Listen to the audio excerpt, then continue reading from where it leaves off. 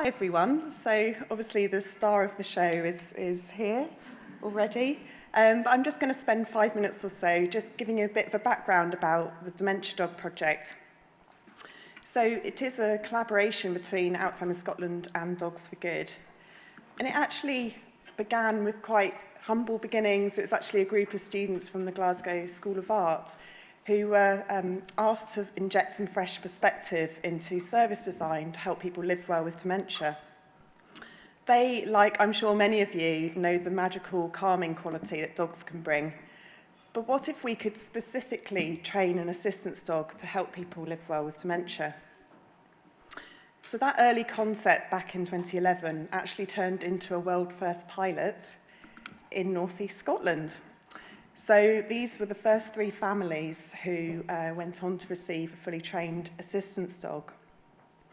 These dogs were trained to help maintain and structure routine at home day to day, also to act as a social connector out in the community when they're out on their dog walks.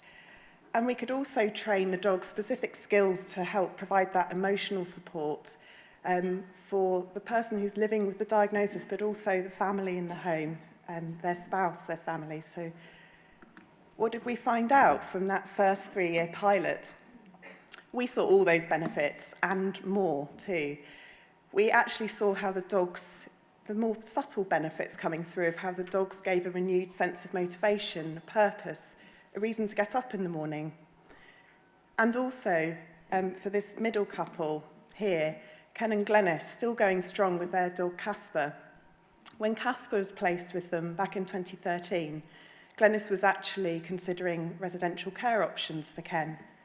6 years on, Ken continues to live at home independently with a great quality of life. So you can imagine the cost savings from that, and they would say that's pretty much down to Casper. But most importantly, the thing we can't put money on is for Ken. He's able to live with his wife, Glenys, and still be living at home. So, fast forwarding on a bit, and here's a great slide. You might recognise the dog in the top left, which is here today, Lenny. And in 2016, Life Changes Trust gave us a fantastic 3-year grant to actually enable us to really expand that learning and train up a further 8 assistance dogs. So our first dog was placed with a family in September 2017. And the last dog, which is the second one in from the bottom right, Odin, was actually placed this week with a family on Monday. So it's quite a milestone week for us. It's quite exciting that all 8 dogs have been fully trained and placed out. And here's a picture of some of the families who've gone on to receive these dogs. Now, the grant has really enabled us to geographically spread out the benefits further across Scotland. So now we have these assistance dogs and their families from Glasgow, Edinburgh, Fife, Tayside, and of course, right on our doorstep here in Aberdeen with John and Jeanette. Now, quite a lot of work goes into matching each dog with a family. And once we've made that match, we actually tailor each dog's skills specifically to the individual needs of each family. Our support will then continue on for the whole working lifetime of the dog.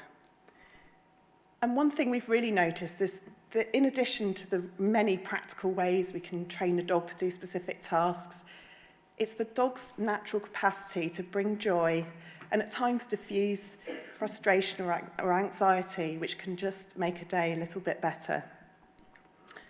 And linked to that, all of our work is being independently evaluated, again covered by the grant, by Hammond Care, and they're also looking into what role the dogs might have to play in helping build resilience for the carer too, and perhaps helping them feel able to cope better day to day. And could the dogs help prevent certain crisis points too? So just to touch on the fact that, as I mentioned at the start, the collaboration between Alzheimer Scotland and Dogs for Good. So Dogs for Good actually have their national centre down in Oxfordshire. So we didn't have anywhere in Scotland to physically train the dogs. So at the start of 2017, we established the UK's first assistance dog prison-based programme. And this is at HMP Castle Huntly Open Prison in Dundee. And they're working in collaboration with the Scottish Prison Service and Pause for Progress. We have a prisoner rehabilitation programme where we train up male offenders who assist us in preparing and training these dogs that go on to make a life-changing difference for the families. But in turn, every male offender who works with us is able to translate through their work into actual SQA qualifications. So this is really tangibly kind of improving their future employability and prospects. And this is just a lovely slide. So one of the things we train the dogs to do is act as a reminder to go and fetch medication and help prompt someone to take their medication. So here is Webb with Malcolm, and Webb will do this several times a day. And the guys at Castle Huntly were really involved in helping train Webb up to do that. So shifting from one lovely black Labrador there, Webb, to another lovely black Labrador here, I just wanted to shine a bit of a spotlight on Lenny and his journey in becoming the assistance dog that he is today. So that's Lenny there on the left, and another dog, Hope, who also came up to us in Scotland for her training. So at this point, Lenny's about a year and a half old. He starts at 8 weeks old, and each dog completes 2 years of specialised training. So at this point, he's done his basic training with the trainers down in Oxfordshire, at Dogs for Good Centre, and he can open and close doors, he can do all kinds of clever things.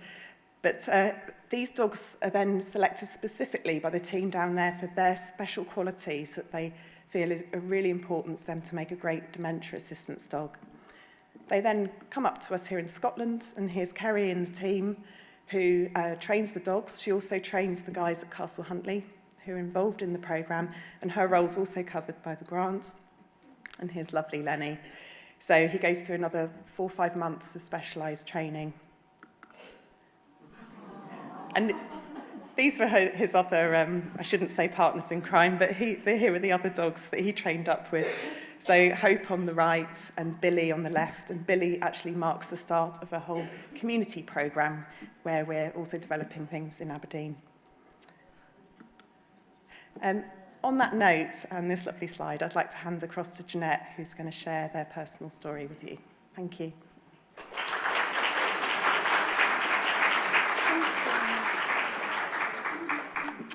Hello, everyone. I think I need to start by saying that until now, I've never had a dog. I never wanted a dog. I never really liked dogs. I particularly didn't like black dogs. So you might say, how come I'm here now with this handsome brute? And I don't mean John. Now, John does like dogs. He was brought up with them. So when it was suggested that a dog might help with John's depression, particularly after the Alzheimer diagnosis, I was ready to give it a go. I had lots of anxieties about it. Wasn't it going to be an awful lot of work? How would I cope with just having a dog in the house for me to trip over all the time? And you can see it's quite easy to trip over something that size. We knew that we couldn't possibly cope with training a puppy at our age, but my daughter heard about the Dementia Dogs programme, and we went along to a meeting here in Aberdeen and saw these 2 dogs that you've seen, Hope and Lenny, who sat there so quietly through the meeting until they were introduced to everyone at the end, that I began to think, well, possibly a dog like that, that's so well-behaved and so good-natured, perhaps I could cope with that. And then we had a home visit, and actually seeing Lenny in the house and the garden started to make it feel like a real possibility. So, where have I got to? I was still worried, I have to say, even after we said we would go ahead with it. I thought, well, supposing it doesn't work, supposing we have to give him back, that would be dreadful. But Kerry and Nadia, our support team, kept reminding us that they were there to make sure that we did succeed and that they'd be there every step of the way. And they still are, bless them. We couldn't have done it without him. So Lenny came to us on the 20th of August last year. And the first week of training, and I mean training us, not Lenny, was pretty intensive and quite hard work. But then all the things that we were learning started to feel like second nature. And we were able to really start enjoying having Lenny. And now it's hard to imagine not having him. All I can say is that I know that not having him isn't anything like as good as having him.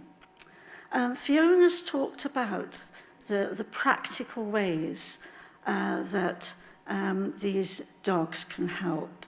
And certainly being made to go for a walk has been an obvious benefit, particularly for John, really, who doesn't actually like going for walks, but he does like taking Lenny for a walk. And it's meant that we've rediscovered what a beautiful part of Aberdeen we live in. We're right on the river and next to the beach, so it's obviously a perfect location. So there are all of these very practical benefits, if you like. But what's harder to quantify, but I think probably even more important, are the less tangible benefits. Lenny's a very affectionate dog. So the day gets off to a better start when he comes in, or even just sometimes waits patiently at the door to remind John that it's breakfast time, and it is usually John who does breakfast. So that's a good way to start your day, a positive way. And then all through the day, it's impossible not to smile at the things that Lenny does, even when he's sometimes being very greedy, as he is, and apparently most Labradors are. So what happens is that he's brought a lightness into the house. Lenny lightens the mood. And it's given John and I something new and very positive to share. And that's been very important. When you or a partner is diagnosed with Alzheimer's, then I think you start to feel that everything's just closing down. What Lenny's done is to open up a whole new world to us. And I can't thank Dementia Dogs and Life Changes Trust, have I got it right? Life Changes Trust enough for what they've given us over these last few months, and for forever now, I hope. Thank you.